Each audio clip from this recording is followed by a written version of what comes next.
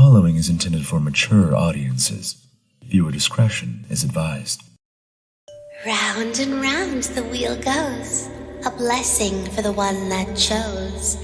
I grant your child a loveliness dear, a beauty unblemished, a visage clear, and to the baby but one thing more, a glimpse of what fate has in store. Trials and pains lead to just one thing. Hers shall be the love of a true great king.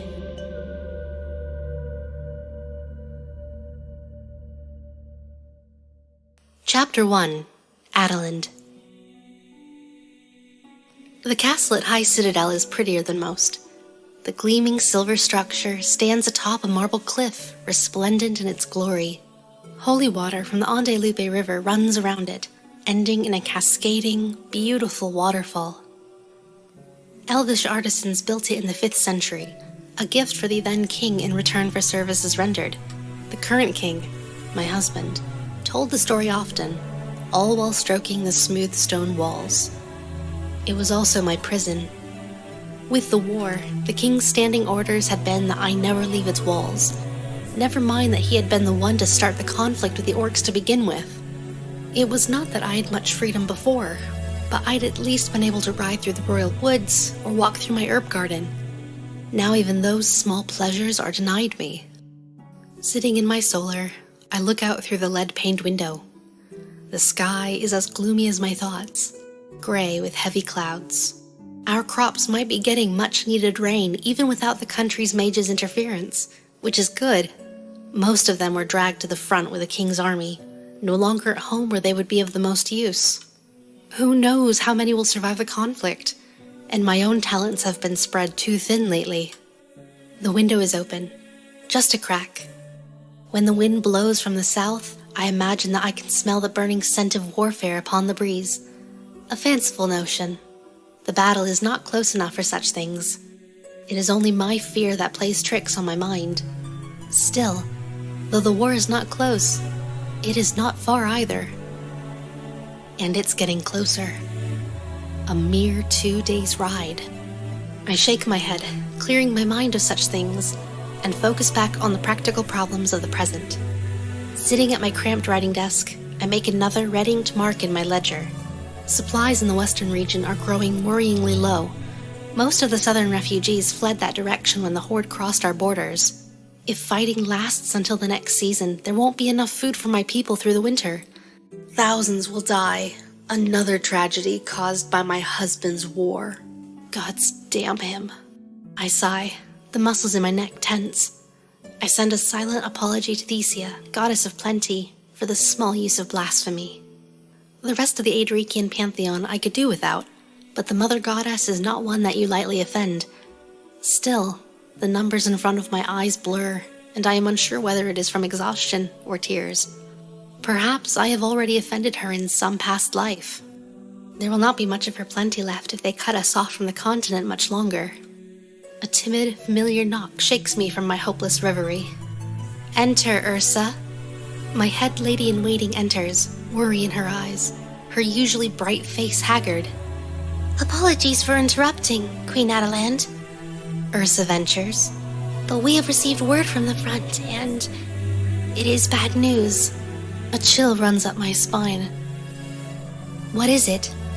She bites her lip, briefly looking down before meeting my eyes, her own shining with unshed tears. It is as you predicted. Fort Addis is fallen, and the king captured. We do not expect the horde will let him live. Then, they will push north to the capital. And, Your Majesty, they destroyed the Blue Guard. There is no hint of survivors. My heart seizes in my chest. The reality that my foolish, cruel husband may soon meet the death goddess 𝐚𝐫 and cross into the nether is neither unwelcome nor unexpected. But the Blue Guard, dead. My brother, their leader, dead. Grief hits me, swift and sure. And Ursa, her intended was in the guard. I wanted to rise from the seat and cross toward her, taking her into my arms, but she would not welcome such a gesture. Ursa is a proper lady, through and through, and I would be breaching all kinds of etiquette. Still, I wish I did not have to care for such things now, not when we share such sorrow. I am sorry for your pain, I say. Sir Tyrek was a good man. Ursa slumped slightly, her shoulders shaking with just the smallest tremor. I know she will not weep in my presence. Beneath her quiet demeanor is a spine of steel that I have relied on since I became queen. She struggles for only a moment before stepping back. "And I yours," she replies. "Lord Marvick was the best kind of brother." She doesn't offer me condolences on my soon-to-be dead husband. She knows better. Putting her consummate noble facade firmly back in place, she continues.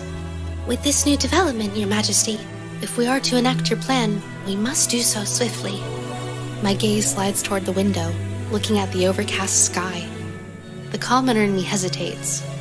My plan is a good one, but involves so much sacrifice by so many innocent women.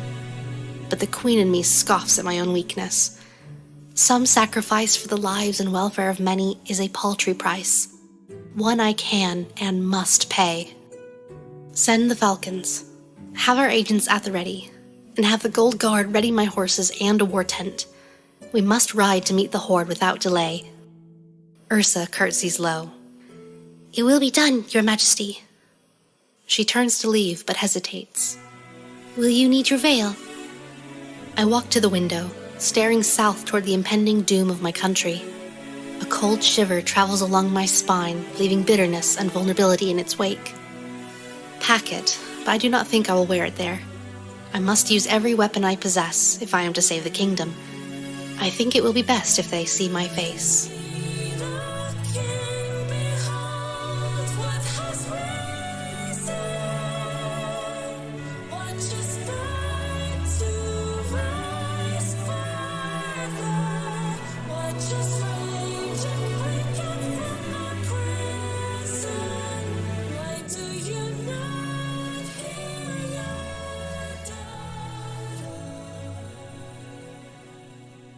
Chapter 2. Rognar. The human king's head makes an underwhelming thump on the ground when it leaves his shoulders. A growl leaves my throat at the unsatisfying end of my enemy, the cause of so much needless death amongst my people. Yorian was pitiful right up to the end. The crushing of his guard swiftly crumbled his human arrogance. His begging and threats were undignified and distasteful. The promises for ransom and riches were ridiculous. Soon all he had would be mine. The promises of retribution from shadowy allies bordered on absurdity. If they had not come to his aid these past 6 months of war, I doubt they would care much, now that he was dead. Such an unworthy foe. His blood sullies my blade. The thought spurs me to swipe the cloak from his headless body, cleaning my steel on the once luxurious fabric. So much for King Yorian of House Hauser, ruler of Adric and the 7 Citadels. Bastard. Swine.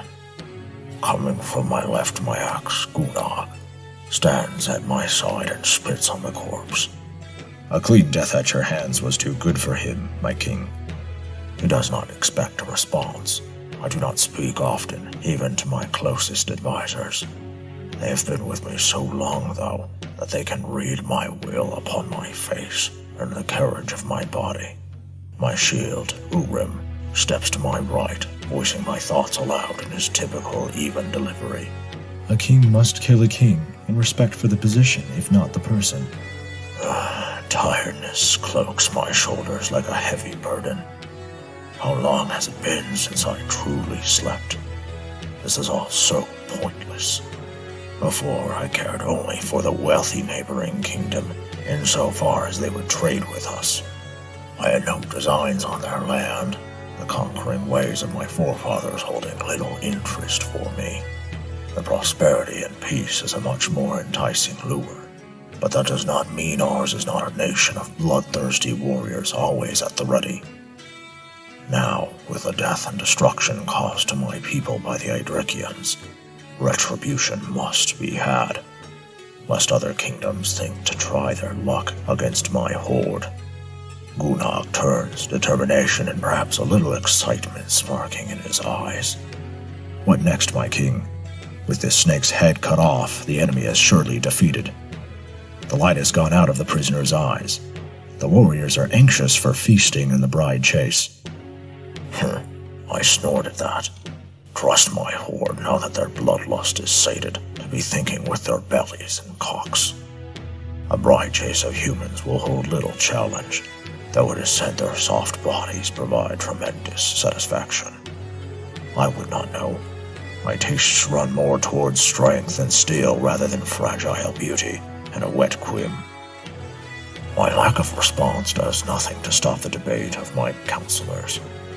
Urim answers. Humans are like the tricky hydra, 𝐻𝐾𝐞𝐧. Strike one head down and another wretched thing will slither into its place. Yorian had no heir, true, but by Idrikian law his queen is now regent until the next of the bloodline is found. She could rally her troops and march against us, my shield warns. I say we chew the bloodroot and surge toward High Citadel. We should not give the Adrikians any room to regroup, my king. That mouse, 𝐻𝐾𝐞𝐧 guffaws. She has not left her precious fortress since this battle began. Taking the capital and putting her head on a spike will be easy, barely worth consideration. It is a fool that underestimates such a treacherous people, Urim argues. My spies tell me that Queen Adalind has been handling all logistics and supplies for her people in the king's absence. She is cunning and shrewd. The only reason she is behind the castle walls is that Yorian considered her his greatest treasure. Before the war even began, she was scarcely allowed to leave. She is very blessed. 𝐻𝐾𝐞𝐧 growls at the insult, but cuts off the sound at a sharp gesture from my hand as I say, Enough. What blessing does this human carry, Urim? It is unknown. She rarely appears before the public and is always veiled. However, it is said that she can work magic like a mage. We cannot consider this battle over yet. Weariness grips me again, but I push it down as I always have, the results of brutal orcish training. I want this over soon, so that I may return home and let my kingdom flourish in peace. If the death of the witch queen will bring that, I want it done. Soon. Turning to my advisors, I command, round up the horde, my axe and shield, and chew the bloodroot. More carnal pleasures can wait until after our sure victory.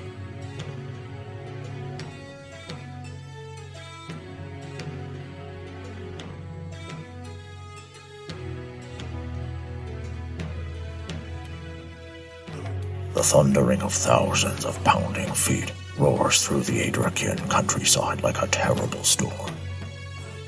My horde has chewed the bloodroot, banishing fatigue and increasing their aggression. Even atop my war-beast bane, I can feel the buzzing in my veins, pushing me to go faster, push harder. We will ride the wave of momentum and end this war before the sun next falls. We pass several human settlements under the moonlight. They are dark, windows boarded tight, most not letting even a hint of firelight through, though smoke billows from several chimneys. The fetid air stinks of fear. Women and children, the elderly and infirm, huddled behind paltry walls of thin wood. The brute within, most likely influenced by the bloodroot, pushes me to raze the villages to the ground, to bathe in the blood of retribution. But I am not mastered by the brute or the root. I know that these weak humans are as much at fault for the war of their king as my own murdered people. The innocent are always powerless in the face of tyrants. My mother's bleak face flashes briefly in my mind. I grit my teeth, banishing her from my thoughts. The tyrant that betrayed her has already paid his price. It is useless to dwell on that past.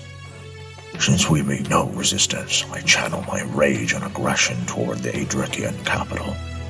My people will have their recompense, and the heavy tribute tax I intend to levy will be punishment enough for these people. The pale glow of dawn's first rays is just breaking over the horizon when 𝐸𝐚𝐫 stiffens on his own war beast beside me and sends me a signal of caution with his hands. As the orc with the sharpest senses in all my horde, a gift from his elvish mother, I have long learned to heed his warnings. At a sharp signal from me, the horde slows to a stop. What is it, 𝐸𝐚𝐫? Why have we stopped? 𝐸𝐴RM queries from my left. Riders. He answers, cocking his head to the side, his brow furrowed in concentration. On war horses. They approach at a furious pace. How many? I grind out of my ruined throat. Only 5. 𝐸𝐴RM scoffs, breaking his usual emotionless demeanor. 5 against our horde? Have the humans gone mad? 𝐸𝐚𝐫 barks a laugh back. That I cannot say. I can only say what I hear. With the thundering horde now silent, I hear the same thing in the distance, though not as clearly as 𝐸𝐚𝐫. A small contingent of horses headed this way. Are they knights or something else? I should just order their death, but the small size rouses my curiosity, tempering the violence in my veins. Have the javelin throwers at the ready, but do not throw until my signal. I rasped out the order, throat even drier than usual from the blood root. 𝐸𝐚𝐫 shouts the order in Orikesh just before the riders crest over the hill, heralded by a murmur of astonishment from the horde. My eyebrows raise of their own accord. At the head of the party is a knight in full armor, but it is what they carry that warrants my shock. A huge banner of yellow broadcloth with an ancient Orikesh rune in the dried brown of human blood. Parlance, an ancient custom of pausing a conflict for negotiation, and not well known out of Ulrich. What are you playing at, Witch Queen? The knights stop in clear view and range of our javelin throwers. The action seems deliberate, a show of bravery and trust. The head knight with the banner tilts back the visor of their helm, revealing a female. I did not know humans allowed women as warriors. I think bemused. There were none at Fort Attis when it fell. The female knight begins speaking, a husky alto that rings out clearly in the early morning air. Hail, King Rognar, ruler of Ulrich, savior of the hinterlands, banisher of Wyrmen, keeper of the sacred texts. We, the Queen's Gold Guard, greet you. The words are formal, in accordance with parlance, though they only spoke a fraction of my titles. The ones used seemed deliberate as well. They are softer than most of my war titles, a reminder of past mercies. My lips almost quirk at the ploy. The Witch Queen is clever. I find myself amused in a way that has not happened very often in my life. The knight continues. I am Dame Zira, captain of the Gold Guard, sworn sword of the Queen, guardian of the Seven Citadel. It is my honor to bring you the rune of parlance, painted in the blood of our leader, Queen Adalind, in accordance with your traditions, and to escort you and your officers to the Queen's camp to discuss the terms of our surrender. Her delivery is clear and neutral, though I think I detect a bitter twist of Dame Zira's lips on that last word, which further stokes my amusement. On my left, 𝐸𝐴RM guides his mount closer. There is no precedence for parlance with outsiders, my king. There is no need to honor what is most likely naught but human treachery. His words carry, and the knight stiffens in offense on her mount. I stake my life on the honor of my queen. She counters, stern pride dripping from every word. I will stay unarmed with the bulk of your horde to be killed in the event of any trickery or deceit, if that is what you wish. My queen's word is true. Such devotion from a knight this brave does make me more intrigued about the human queen. The Adrician king did not seem to inspire such selfless loyalty. My eyes flicker to the banner scrawled with blood. To ask for parlance, the leader of the warring faction must write the rune themselves with their own life's blood, a symbol of their life on the line for their people. But humans are smaller and weaker than orcs. Doing such a thing would be painful and difficult, especially for a pampered human female. Perhaps the knight is lying. Such a thing would prove 𝐸𝐴RM's words. I glance at 𝐸𝐚𝐫, waiting for him to make his opinion known as always. But instead I find him staring at the human knight, as if he'd never seen a female before. His mouth slightly agape. I flick my eyes away, amused but exasperated. I see the appeal of such a strong woman, but now is not the time. If he thinks of taking that female as a war bride, he is a fool. She would probably die before submitting to one who conquered her country and queen, or kill him instead. Surreptitiously, I sniff the air. The stench of 1,000 sweaty orcs is strong, but above all that is the sweet scent of human blood on the breeze. Dark and rich like honey. But then I catch another note, something like mint and lightning stinging my nostrils. Very magic. Unmistakable. Intimidable. The fairy-touched witch queen truly did it, I muse, and that action makes my decision for me. Curiosity will win out over blood. I want to see the human that knows and follows the old ways, and who has such sweet blood. I accept your parlance, human. My voice growls out, like falling rocks in a canyon, shocking everyone around me. Take me to your queen.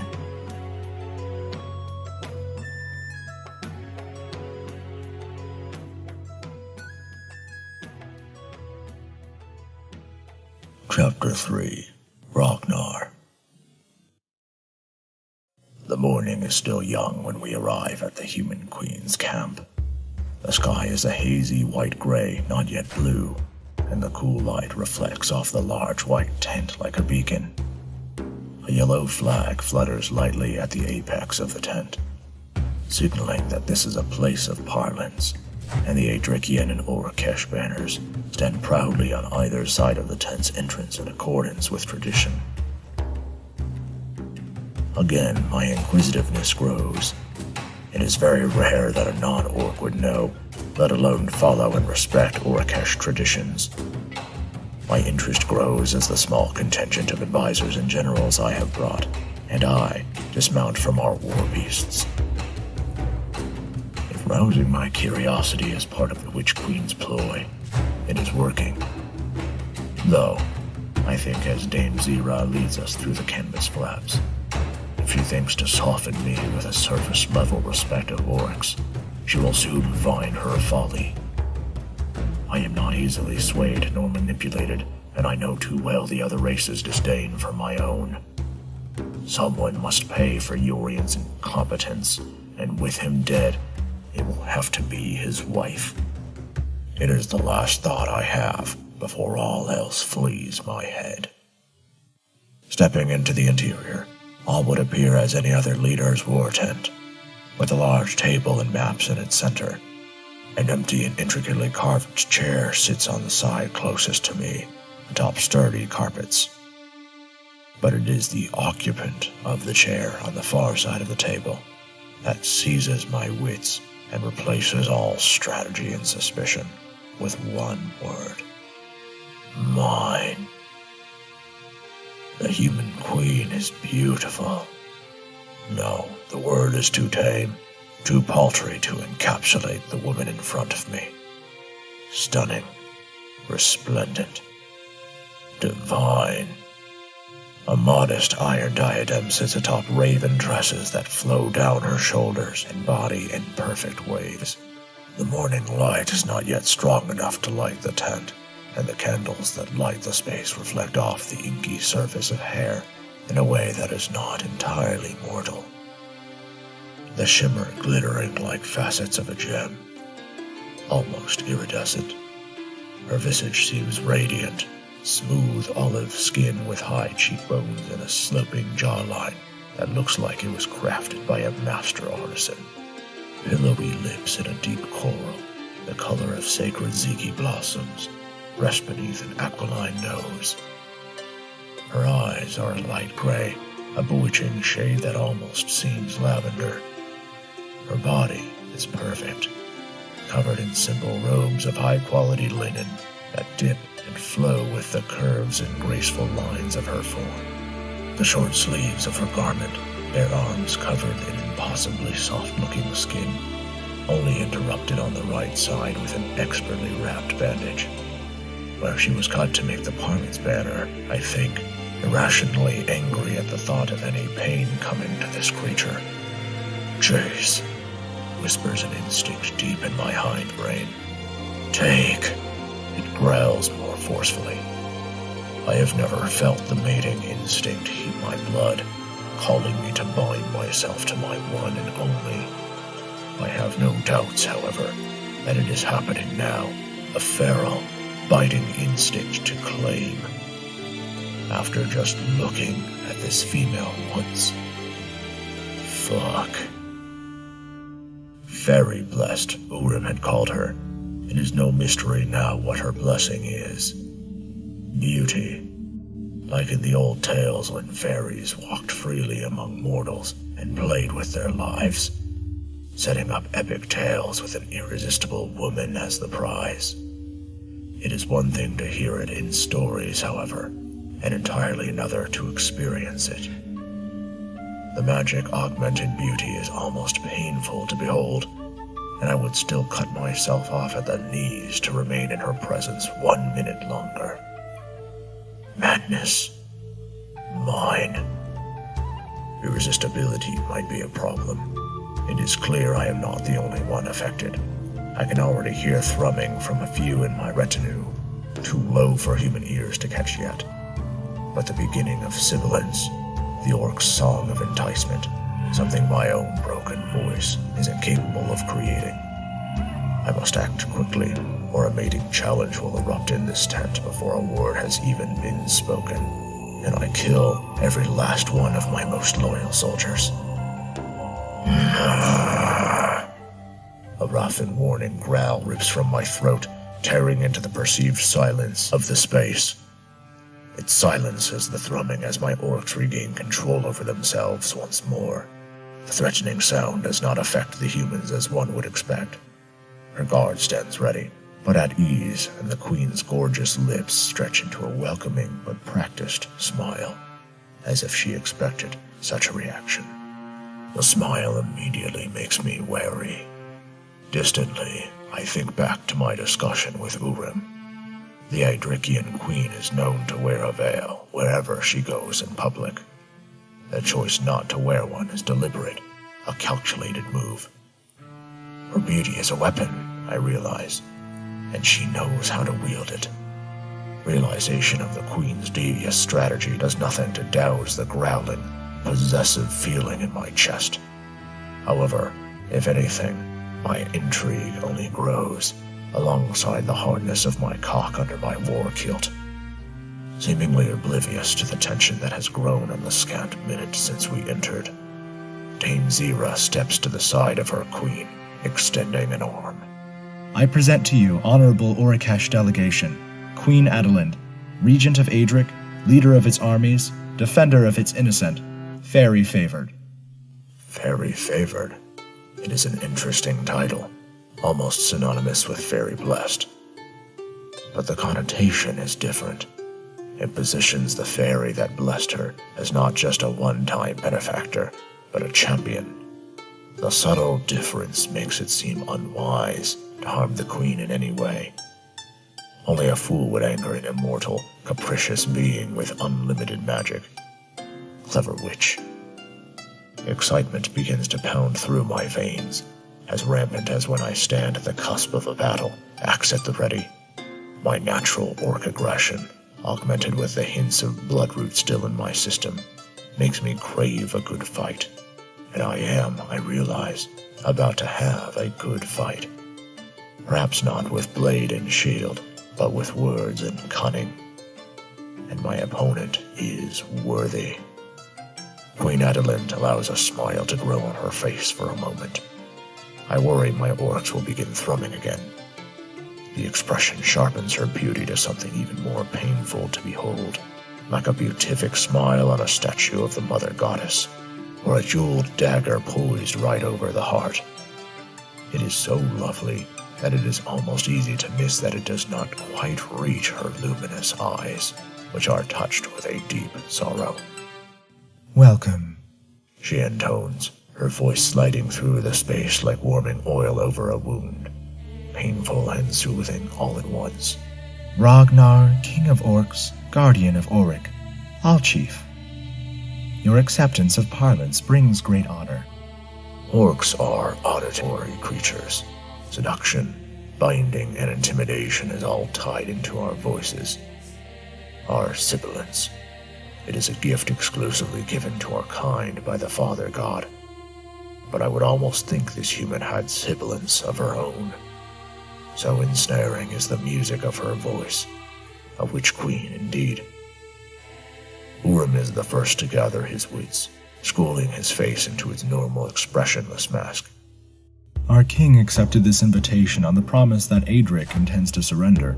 Do you bring the blood chalice?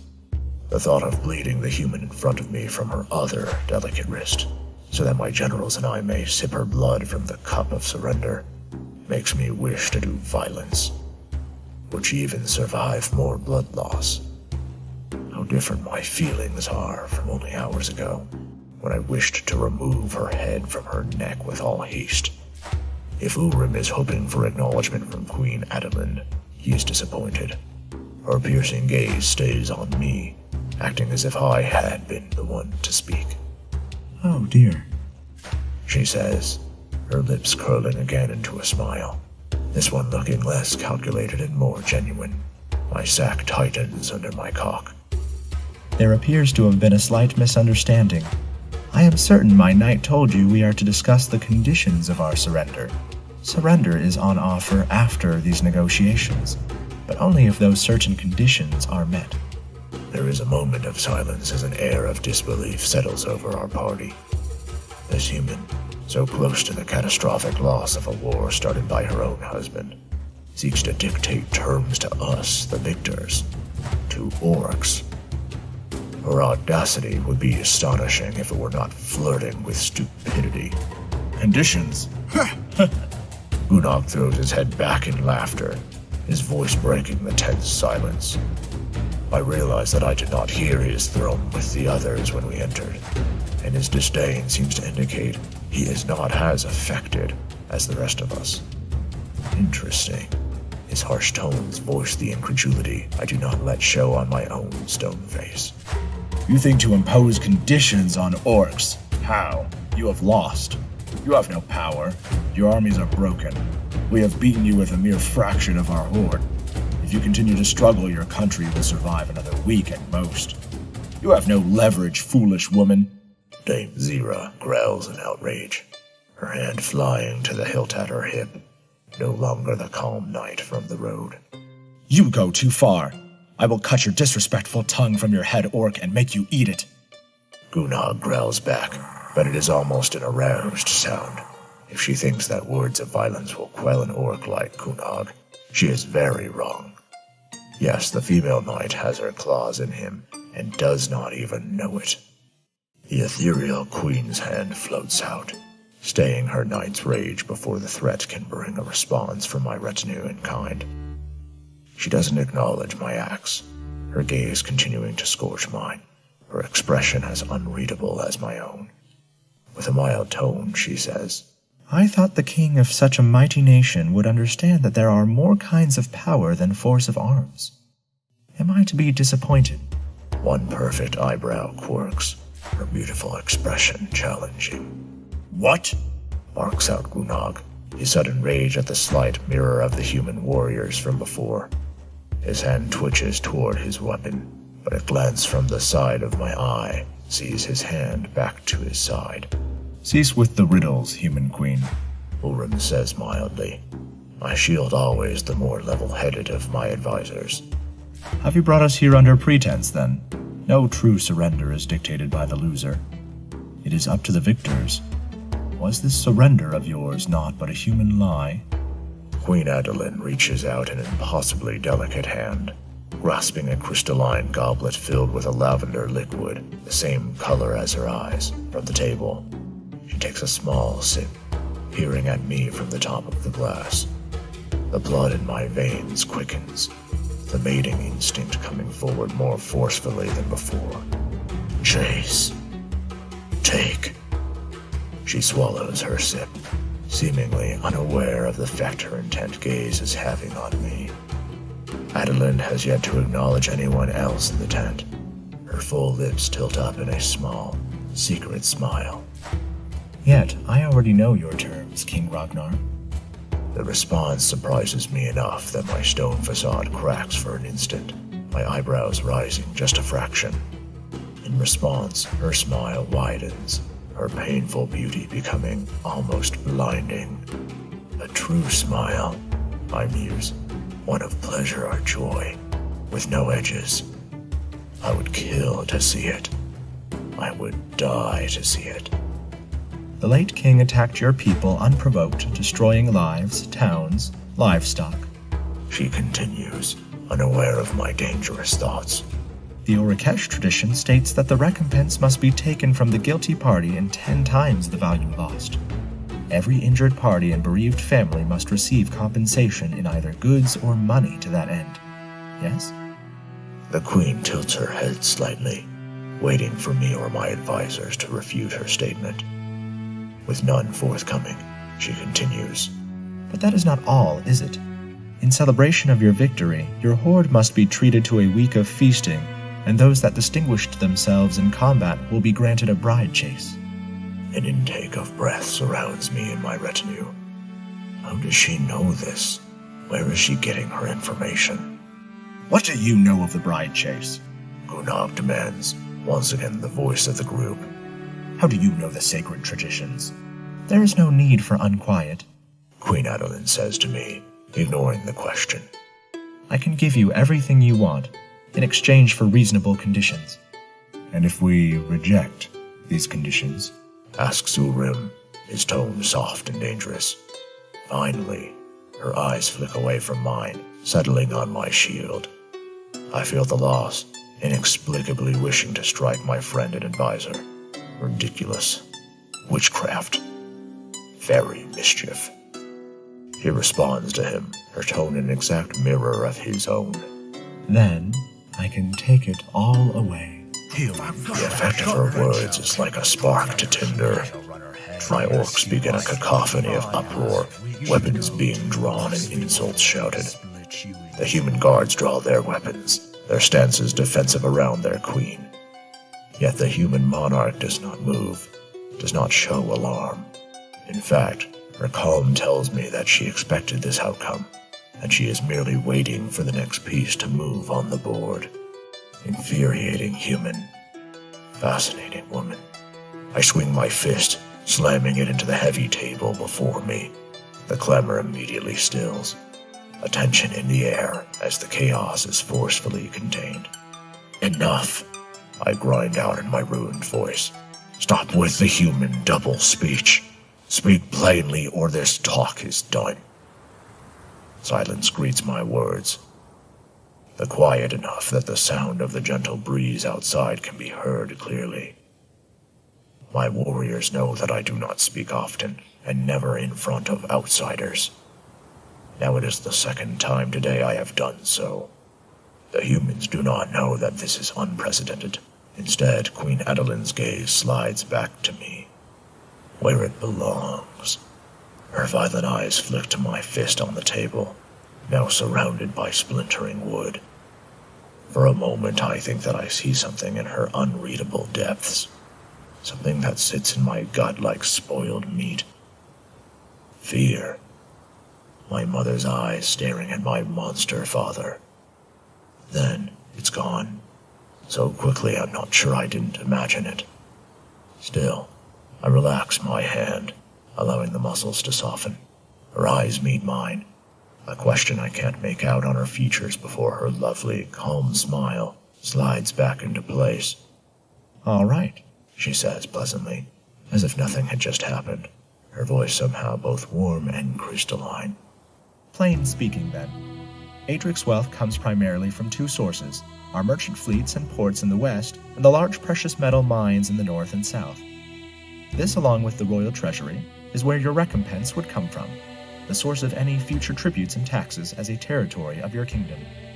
Queen Adalind smiles at me again, this time with a hard glint in her eye, making the expression dangerous. Seductive. I have placed explosive runes in the treasury and on every ship in our fleet. Oh, and at every major port as well. In addition, miles of tunnels in our most productive mines have been lined with runes. Enough to collapse them, undoing decades of work and rendering them completely worthless. Growls of outrage erupt around me, and this time I do nothing to stop them. My mind is reeling. She is insane. Still, she continues. The runes were made personally by me and have 3 triggers, one of which is my death.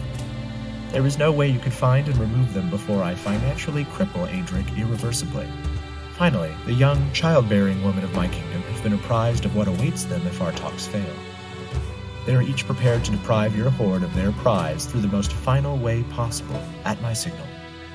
Her smile stretches wide and genuine, dazzling me so thoroughly I forget for a moment how to breathe.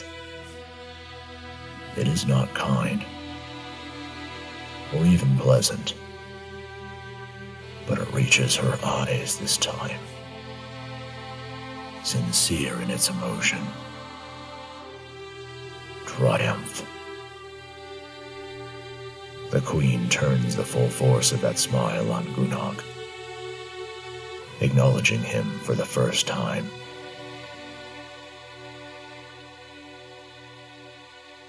How is that for leverage?